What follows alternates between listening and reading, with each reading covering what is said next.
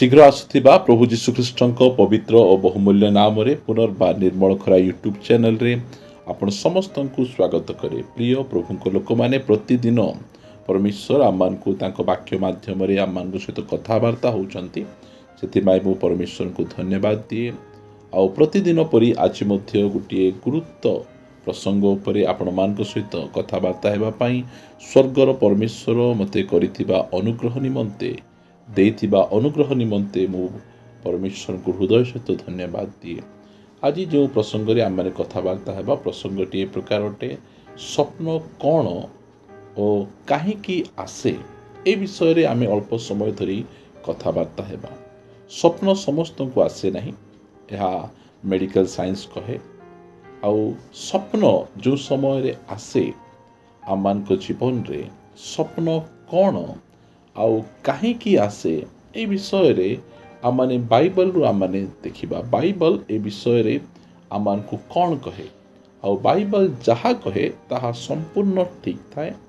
ए दिन मानकरे अनेक भाई भूणी माने अछंती जो माने कि विभिन्न प्रकार स्वप्न गुड़िक देखंती। आउ स्वप्न देखिला परे से माने सेथिर अर्थ बुझी पारंती नहीं। काहींकी ये स्वप्न आसुची, स्वप्न देखिला परे से विभिन्न प्रकार भयानक स्वप्न गुड़िक देखी से माने भयभीत होती, कांदती, दिन सारा मुह को सुखेकिना रहती, डरिकिना से माने रहती।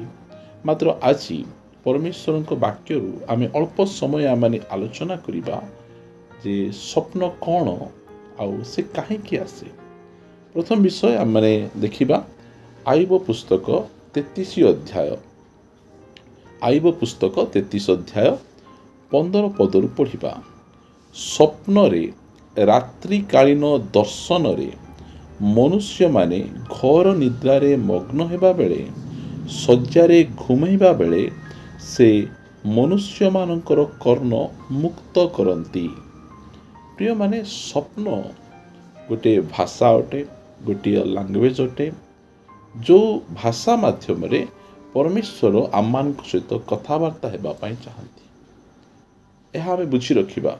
स्वप्न गोटे लैंग्वेज अटे।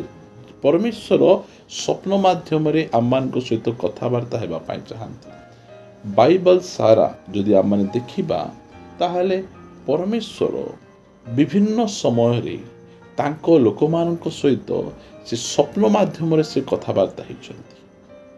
जो समय रे से माने घोर निद्रा रे थांती, सोई पड़ती, से समय रे परमेश्वर मनुष्य मानकर कर्ण को, से मानकर कान को, से मानकर विषय को से खोली दियंती, जहा द्वारा कि से स्वप्न माध्यम रे से मानक सहित कथावार्ता हे परिबे। आदि पुस्तक रु प्रकाशित पुस्तक जाए परमेश्वर विभिन्न समय रे तांकर लोकमानक सहित स्वप्न माध्यम रे कथावार्ता हेचंती। से विजाति राजा मानक सहित मध्य स्वप्न माध्यम रे कथावार्ता हेचंती। स्वप्न आउ दर्शन मध्य रे फरक रहिछि। दर्शनटा आमे आखि खोली आमे देखि परिबा। जो समय रे आमे प्रार्थना करूथिबा, आमे चालुथिबा, गोटे जगह बसिथिबा, से समय रे आमे दर्शन आमे देखि परिबा। मात्र स्वप्न जो समय रे आमे सोई पड़ू, घोर निद्रा रे आमे सोई पड़ू, से समय रे परमेश्वर से आमानकु स्वप्न देखांती। आउ स्वप्न माध्यम रे से आमु किछि कहिबा पाई चाहंती। जोसेफ जे कि मरियम को स्वामी थिले, से मरियम को परित्याग करी चली जीवाकु समय रे परमेश्वर स्वप्न माध्यम रे दूतों को पठेई जोसेफक सहित से कथावार्ता हेतिले। से प्रकार से पंडित माने जो माने यीशु ख्रीष्टଙ୍କ सहित साक्षात करिवा पे आस्तिले, सेमानक सहित मध्य से स्वप्न माध्यम रे से कथावार्ता हेतिले। प्रिय माने स्वप्न गोटे भाषा अटे, जहा माध्यम रे कि परमेश्वर अपना लोकमानक सहित से कथावार्ता हेबा पाई चाहंती, तांको किछि जणैबा पाई चाहंती। आउ स्वप्न काहींकी आसे से विषय रे अल्प केतरा कथा माने देखिबा पाई जिबा। स्वप्न को आमे साधारणतः भाव रे तीन भाग रे आमे विभक्त करि परिबा। जे स्वप्न कौन अटे आउ काहींकी आसे, आउ ए जो काहींकी आसे एटा को आमे तीन भाग रे आमे विभक्त करि परिबा। प्रथम विषय स्वप्न काहींकी आसे ସେଇ ବିଷୟରେ ଯଦି ଦେଖିବା ତାହେଲେ ଗୋଟେ ବାକ୍ୟ ଏଠି ଲେଖାଯାଇଛି ଉପଦେଶକ 5 ଅଧ୍ୟାୟର 3 ପଦରେ, କାରଣ କାର୍ଯ୍ୟର ବାହୁଲ୍ୟରେ ସ୍ୱପ୍ନ ହୁଏ। ପ୍ରିୟମାନେ, ଗୋଟିଏ କାର୍ଯ୍ୟକୁ ଆମେ କରି କରି କରି ଚାଲିଥିବା, ଗୋଟିଏ କାର୍ଯ୍ୟରେ ଆମେ ସମ୍ପୂର୍ଣ୍ଣ ନିଜକୁ ବ୍ୟସ୍ତ ରଖିଦେବା, ବାରମ୍ବାର ସେଇ କାର୍ଯ୍ୟ ଆମେ କରୁଥିବା, ତାହେଲେ ଆମକୁ ସେ ବିଷୟରେ ସ୍ୱପ୍ନ ଆସିଥାଏ କାର୍ଯ୍ୟର ବାହୁଲ୍ୟରେ। କାରଣ ଆମମାନଙ୍କର ମନ ଭିତରେ ଯେଉଁ ସମୟରେ ଆମେ କିଛି ବିଷୟକୁ ଆମେ ଦେଖୁ, ମୋବାଇଲ ମାଧ୍ୟମରେ, ଟିଭି ମାଧ୍ୟମରେ ହେଉ ବା ଅନ୍ୟାନ୍ୟ କୌଣସି ମାଧ୍ୟମରେ ହେଉ, ଆମେ କିଛି ଦେଖିଲେ ଆମ ମନ ଭିତରେ ସେହି ବିଷୟଟା ଷ୍ଟୋର ହେଇକିନା ରହିଯାଏ। ଆଉ ଆମେ ଯେଉଁ ସମୟରେ ଆମେ ଘୋର ନିଦ୍ରାଗ୍ରସ୍ତ ହେଉ, ସେହି ବିଷୟକୁ ନେଇ ଆମମାନଙ୍କୁ ସ୍ୱପ୍ନ ଗୁଡ଼ିକ ଆମମାନଙ୍କୁ ଆସେ। ଗୋଟିଏ ବିଷୟ, ମୁଁ ଧନୀ ହେବି, ଟଙ୍କାର ଚିନ୍ତା, ଧନୀ ହେବାର ଚିନ୍ତା, ତାହେଲେ ତାକୁ ସେ ଧନର ସ୍ୱପ୍ନ ଆସେ, କି ପ୍ରକାର ସେ ଧନ କମେଇବ। ଆଉ ଆଜିକାଲିର ପୁଅ ଝିଅମାନେ ସେମାନେ ମୋବାଇଲରେ ସେମାନେ ବ୍ୟସ୍ତ ରହିଥାନ୍ତି, ମୋବାଇଲରେ ସବୁବେଳେ ସେମାନେ ଗେମ୍ ଦେଖୁଥିବେ, ସର୍ଟସ୍ ଦେଖୁଥିବେ, ସେମାନଙ୍କୁ ସେହି ପ୍ରକାର ସ୍ୱପ୍ନ ଗୁଡ଼ିକ ଆସେ। ଯେଉଁମାନେ ପ୍ରେମରେ ପଡ଼ିଯାଇଛନ୍ତି, କେବଳ ଚାଟିଂ କରୁଥିବେ, ରାତି ଦିନ ସେମାନେ ସେହି ପୁଅ ଝିଅ ସହିତ କଥାବାର୍ତ୍ତା ହେଉଥିବେ, ତାହେଲେ ସେହି ପୁଅ ଝିଅ ବିଷୟରେ ସେମାନଙ୍କର ସ୍ୱପ୍ନ ଆସେ। ଆଉ ଯେଉଁମାନେ ବିଭିନ୍ନ ପ୍ରକାର ଖରାପ ଭିଡ଼ିଓ ଗୁଡ଼ିକ ଦେଖୁଥିବେ ମୋବାଇଲ ମାଧ୍ୟମରେ, ସେମାନଙ୍କୁ ସେହି ପ୍ରକାର ଭାବରେ ଖରାପ ସ୍ୱପ୍ନ ଗୁଡ଼ିକ ସେମାନଙ୍କଠାରେ ଆସେ। ସ୍ୱପ୍ନ କାର୍ଯ୍ୟର ବାହୁଲ୍ୟରେ କ'ଣ ହୁଏ? ସ୍ୱପ୍ନ ହୁଏ। ଏହା ବାଇବଲ ଆମମାନଙ୍କୁ କହେ। ଯେଉଁ ବିଷୟରେ ଆମେ ନିଜକୁ ଅଧିକ ବ୍ୟସ୍ତ ରଖିବା, ଯେଉଁ ବିଷୟ ବାରମ୍ବାର ଆମେ ଭାବିବା, ଆମେ ସେହି ବିଷୟରେ ଆମମାନଙ୍କୁ ସ୍ୱପ୍ନ ଆସେ। ଆଉ ଗୋଟିଏ ବିଷୟ ଆମେ ଦେଖିବା, ସେହି ଆଇବ 33 ଅଧ୍ୟାୟର ଆମେ ଯଦି 16 ପଦରୁ ଆଗକୁ ପଢ଼ିବା, ସେ ମନୁଷ୍ୟର କର୍ଣ୍ଣ ମୁକ୍ତ କରନ୍ତି ଓ ସେମାନଙ୍କର ଶିକ୍ଷା ମହରାଙ୍କିତ କରନ୍ତି। ଯେଉଁମାନେ କେତେ ସୁନ୍ଦର ସ୍ୱପ୍ନ ମାଧ୍ୟମରେ ସେ ଆମର ମାର୍ଗକୁ, ଆମର କାର୍ଯ୍ୟକୁ, ଆମର ନିଷ୍ପତ୍ତି ଗୁଡ଼ିକକୁ ସେ ମହରାଙ୍କିତ କରନ୍ତି। କାରଣ ଆମେ ଅନେକ ସମୟରେ କୌଣସି ଗୋଟିଏ ବିଷୟ କରିବା ପାଇଁ ଆମେ ନିଷ୍ପତ୍ତି ନେଇଯାଇଥାଉ, ଆମେ ଏଇଟା କରିବା କି ସେଇଟା କରିବା, ତାହେଲେ ସେ ସ୍ୱପ୍ନ ମାଧ୍ୟମରେ ସେ କ'ଣ କରନ୍ତି? ଆମର ସେହି କାର୍ଯ୍ୟକୁ, ଆମର ସେ ଶିକ୍ଷାକୁ, ଆମର ସେ ନିଷ୍ପତ୍ତିକୁ ସେ ମହରାଙ୍କିତ କରନ୍ତି। ସେ ତାହାକୁ ସେ ସିଲ୍ ମାରନ୍ତି, ସେ କହନ୍ତି ଠିକ୍ ଅଛି, ଏଇଟା ତୁମେ କରିବା କଥା। ପ୍ରିୟମାନେ, ଯେଉଁ ସମୟରେ ଯୋସେଫ ନିଜର ସ୍ତ୍ରୀଙ୍କୁ ପରିତ୍ୟାଗ କରିବା ପାଇଁ ମନ ମଧ୍ୟରେ ସେ ଡିସାଇଡ୍ କରିସାରିଥିଲେ, ପରମେଶ୍ୱର ସେ ଦୂତଙ୍କୁ ପଠାଇ ସେ କହୁଛନ୍ତି, ତୁମେ ଯାହା କରୁଛ, ତାହାଙ୍କୁ ପରିତ୍ୟାଗ କରିବା ପାଇଁ ଇଚ୍ଛା କରୁଛ, ତାହା ଠିକ୍ ନୁହେଁ। ତୁମେ ତାହାଙ୍କୁ ଗ୍ରହଣ କର, ତୁମେ ତାହାଙ୍କୁ ନିଜର ସ୍ତ୍ରୀ ଭାବରେ ଗ୍ରହଣ କର। ଏଇଟା ସ୍ୱପ୍ନ ମାଧ୍ୟମରେ ସେ ତାହାଙ୍କୁ କହୁଛନ୍ତି। ତାଙ୍କେ ଯାହା ଭାବୁଛନ୍ତି, ମୋ ସ୍ତ୍ରୀ ମୋତେ ଧୋକା ଦେଇଦେଲା, ସେ ଅନ୍ୟ କାହା ସହିତ ଫିଜିକାଲ ହେଲା, ଯାହାଦ୍ୱାରା କି ତାଙ୍କର ଛୁଆ ହେଇଛି, ମୁଁ ଭଲ ଝିଅ ବୋଲି ଭାବୁଥିଲି, ମାତ୍ର ସେ ମୋତେ ଧୋକା ଦେଇଦେଲା, ଏହି ପ୍ରକାର ଭାବି ସେ ତାଙ୍କୁ ପରିତ୍ୟାଗ କରିବା ପାଇଁ ନିଷ୍ପତ୍ତି ନେବା ସମୟରେ ସ୍ୱପ୍ନ ମାଧ୍ୟମରେ ପରମେଶ୍ୱର ତାଙ୍କୁ କଥା କହି ଏହି ପ୍ରକାର ନିଷ୍ପତ୍ତି ନେବା ତୁମର ଠିକ୍ ନୁହେଁ, ତୁମେ ତାଙ୍କୁ ଗ୍ରହଣ କରିବାକୁ ପଡ଼ିବ। ପ୍ରିୟମାନେ, ମୋତେ ମଧ୍ୟ ବ୍ୟକ୍ତିଗତ ଭାବରେ ଯେଉଁ ସମୟରେ ମୋର ବାହାଘର ଠିକ୍ ହେଇଥିଲା, ସେହି ସମୟରେ ପରମେଶ୍ୱର କହିଲେ, ନାଇଁ ନାଇଁ, ମନୁଷ୍ୟ ଦୃଷ୍ଟିରେ କୌଣସି ପଥ ସରଳ ଦିଶେ, ମାତ୍ର ଶେଷରେ ମୃତ୍ୟୁର ପଥ ଥାଏ। ଏହା ମୋତେ ସେ ବାକ୍ୟ ମାଧ୍ୟମରେ, ହିତୋପଦେଶର ବାକ୍ୟ ମାଧ୍ୟମରେ ସେ ମୋ ସହିତ କଥାବାର୍ତ୍ତା ହେଲେ। ପ୍ରିୟମାନେ, ପରମେଶ୍ୱର ସ୍ୱପ୍ନ ମାଧ୍ୟମରେ ଆମର ଶିକ୍ଷାକୁ, ଆମର ଡିସିସନକୁ, ଆମର ନିଷ୍ପତ୍ତିକୁ ସେ ମହରାଙ୍କିତ କରନ୍ତି। ଏଥିପାଇଁ ସ୍ୱପ୍ନ ଆସେ। ଯେଉଁ ସମୟରେ ସେହି ପଣ୍ଡିତମାନେ ମଧ୍ୟ ଯୀଶୁଖ୍ରୀଷ୍ଟଙ୍କର ଦର୍ଶନ ପାଇଲା ପରେ, ତାଙ୍କୁ ପ୍ରଣାମ କଲା ପରେ ସେମାନେ ହେରୋଦ ନିକଟକୁ ଫେରିଯିବା ସମୟରେ ପରମେଶ୍ୱର ତାଙ୍କୁ କହିଲେ, ନାଇଁ ନାଇଁ, ତୁମେ ଏହି ବାଟ ଦେଇ ଗଲେ ହେବ ନାହିଁ, ତୁମେ ଅଲଗା ବାଟକୁ ଦେଇକି ତୁମେ ଚାଲିଯାଅ। ପରମେଶ୍ୱର ସ୍ୱପ୍ନ ମାଧ୍ୟମରେ ସେ ଆମମାନଙ୍କୁ ଏସବୁ ବିଷୟ ଗୁଡ଼ିକ ସେ କରନ୍ତି, ଆମ ଶିକ୍ଷାକୁ ମହରାଙ୍କିତ କରନ୍ତି। ପ୍ରିୟମାନେ, ପରମେଶ୍ୱର ଆମମାନଙ୍କୁ ସ୍ୱପ୍ନ ମାଧ୍ୟମରେ କଥାବାର୍ତ୍ତା ହୁଅନ୍ତି। ଆମେ ଏ ବିଷୟକୁ ବୁଝିବା।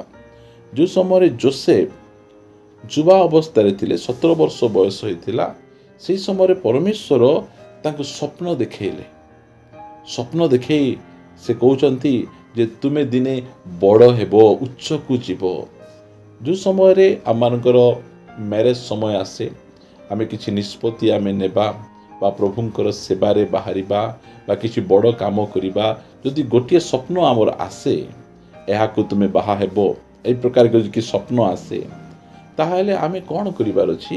ପ୍ରଭୁଙ୍କ ନିକଟରେ ଆମକୁ ପ୍ରାର୍ଥନା କରିବାକୁ ପଡ଼ିବ। ପ୍ରଭୁ, ଏଇ ଯେଉଁ ସ୍ୱପ୍ନ ମୋ ଠାରେ ଆସିଛି, ଏ ସ୍ୱପ୍ନଟା ଠିକ୍ ନା ଠିକ୍ ନାହିଁ, ତୁମେ ଏହାକୁ କନଫର୍ମ କର। ଆଉ ଥରେ ତୁମେ ମୋତେ ଏହା ବିଷୟରେ ତୁମେ ସ୍ୱପ୍ନ ଦେଖାଅ। ତାହେଲେ ପରମେଶ୍ୱର ଯଦି ସେଇ ଡିସିସନ୍ ଆମେ ନେବାର ଅଛି, ତାହେଲେ ସେହି ସ୍ୱପ୍ନକୁ ସେ ଆଉ ଥରେ ଦେଖେଇବେ। କାରଣ ଯୋସେଫଙ୍କୁ 2 ଥର ସ୍ୱପ୍ନ ଆସିଥିଲା। ସେ ଗୋଟେ ଥର ଦେଖିଲେ ଯେ ସେ ବଡ଼ ହେଉଛନ୍ତି, ଦ୍ୱିତୀୟ ଥର ମଧ୍ୟ ଦେଖୁଛନ୍ତି ସେ ବଡ଼ ହେଉଛନ୍ତି। ଯଦି ଆପଣଙ୍କର ପ୍ରଭୁଙ୍କ ସେବାରେ ଆପଣଙ୍କୁ ବାହାରିବାର ଅଛି, ଆପଣଙ୍କର ସ୍ୱପ୍ନ ଆସିଛି, ତାହେଲେ ପ୍ରଭୁଙ୍କ ନିକଟରେ ପ୍ରାର୍ଥନା କର, ପ୍ରଭୁଙ୍କ ସେବାରେ ବାହାରିବା ପାଇଁ ଚାହୁଁଛି, ମୋତେ ସାହାଯ୍ୟ କର, ସେ ସ୍ୱପ୍ନକୁ ତୁମେ ଆଉ ଥରେ ଦିଅ। କାରଣ ପରମେଶ୍ୱର 2 ବା 3 ଜଣ ସାକ୍ଷୀଙ୍କ ସାକ୍ଷାତରେ ସବୁ ବିଷୟକୁ ସେ ସ୍ଥିର କରନ୍ତି।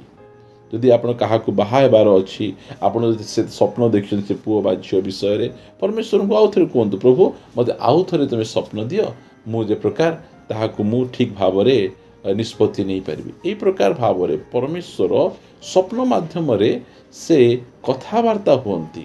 ସ୍ୱପ୍ନ ମାଧ୍ୟମରେ ସେ ଆମମାନଙ୍କର କର୍ଣ୍ଣକୁ ଉନ୍ମୁକ୍ତ କରନ୍ତି। ଆଉ ସ୍ୱପ୍ନ ମାଧ୍ୟମରେ ସେ ଆମର ଶିକ୍ଷାକୁ, ଆମର ନିଷ୍ପତ୍ତି ଗୁଡ଼ିକକୁ ମହାରାଙ୍କିତ କରନ୍ତି। ପ୍ରିୟମାନେ, ସେଥିପାଇଁ ଆମେ ଜାଣିବା, ଆଉ ଯେଉଁ ପ୍ରକାର ସ୍ୱପ୍ନ କାର୍ଯ୍ୟର ବାହୁଲ୍ୟରେ ଯେଉଁ ସ୍ୱପ୍ନ ଗୁଡ଼ିକ ଆସେ, ତାହାର କୌଣସି ପ୍ରକାର ଅର୍ଥ ନଥାଏ। ଆମେ ମନିଚ୍ଛା ବିଷୟ ଗୁଡ଼ିକ ଆମେ ଦେଖି ଆମେ କ'ଣ ହଉ, ଆମେ ନିଜର ମନ ଭିତରେ ସେ ସବୁ ଗୁଡ଼ିକକୁ ଭର୍ତ୍ତି କରିଥାଉ, ଆଉ ସେଥିପାଇଁ ସେ ସ୍ୱପ୍ନ ଗୁଡ଼ିକ ଆସେ। ଆଗକୁ ଆମେ ଦେଖିବା, ଆମେ 17 ପଦ ପଢ଼ିବା। ତଦ୍ୱାରା ସେ ମନୁଷ୍ୟକୁ ତାହାର ସଂକଳ୍ପରୁ ନିବୃତ୍ତ କରନ୍ତି ଓ ମନୁଷ୍ୟଠାରୁ ଅହଙ୍କାରର ଗୁପ୍ତ କରନ୍ତି। 18 ପଦରେ ସେ ତାହାର ପ୍ରାଣକୁ ଗର୍ତ୍ତରୁ ଓ ତାହାର ଜୀବନକୁ ଖଡ଼୍ଗଘାତରୁ ଅଟକାଇ ରଖନ୍ତି। କେତେ ସୁନ୍ଦର! ସ୍ୱପ୍ନ ମାଧ୍ୟମରେ ସେ ଆମର ପ୍ରାଣକୁ ଗର୍ତ୍ତରୁ ଓ ତାହାର ଜୀବନକୁ ମୃତ୍ୟୁରୁ ବା ଖଡ଼୍ଗଘାତରୁ ଅଟକାଇ ରଖନ୍ତି। ଅନେକ ସମୟରେ ଆମେ ଅନେକ ସ୍ୱପ୍ନ ଗୁଡ଼ିକ ଆମେ ଦେଖୁ, ଅତି ଭୟଙ୍କର ସ୍ୱପ୍ନ ଗୁଡ଼ିକ ଦେଖୁ। ଆମେ କିଏ ମରିଯାଉଛନ୍ତି, ଗୋଟେ ଦୁଷ୍ଟ ଆତ୍ମା ଆମର ପଛରେ ଗୋଡ଼ଉଛି, ଆମକୁ ସାପ କାମୁଡ଼ି ଦେଲା, ଆମକୁ କୁକୁର କାମୁଡ଼ି ଦେଲା, ଆମେ ଦୁଷ୍ଟତାର ବନ୍ଧନରେ ଆମେ ଅଛୁ। ଆମେ ଏହି ପ୍ରକାର ସ୍ୱପ୍ନ ଗୁଡ଼ିକ ପରମେଶ୍ୱର ଆମମାନଙ୍କୁ ଦେଖାନ୍ତି। ଯେଉଁ ସମୟରେ ଆମେ ଏହି ପ୍ରକାର ସ୍ୱପ୍ନ ଗୁଡ଼ିକ ଆମେ ଦେଖୁ, ତାହେଲେ ଆମେ ଭୟଭୀତ ଆମେ ହେଇଯାଉ।